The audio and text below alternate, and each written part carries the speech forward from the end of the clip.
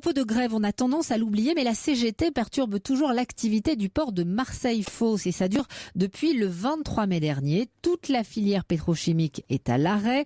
Raffineries et usines ne reçoivent plus de matières premières et se retrouvent en activité minimum avec des menaces sur l'emploi.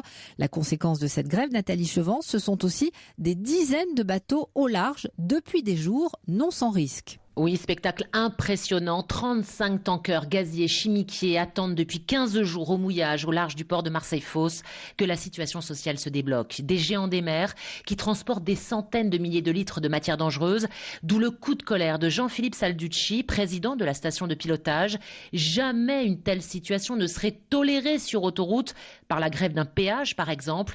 Pour lui, des dispositions doivent être prises immédiatement pour disperser ces bâtiments et faire en sorte que l'activité reprennent. Si demain on a une grosse tempête, ça va être compliqué à gérer parce que ces bateaux-là, ils tournent, ils évitent, ils peuvent chasser, etc. La rade est complètement saturée. Gaz, GNL, gaz naturel, gaz liquéfié, pétrole, diesel, une véritable catastrophe pour cette filière. Le risque, c'est que le port pétrolier de Fos, qui était premier port méditerranéen, perde sa position et donc menace les emplois et toute la filière qui en découle. L'impact financier est énorme. Je pense qu'il n'y a plus un seul armateur, sauf s'il est fou, qui envoie son bateau à Fos. Et j'ai envie de dire à toute la CGT, et là on est en train de tout tuer.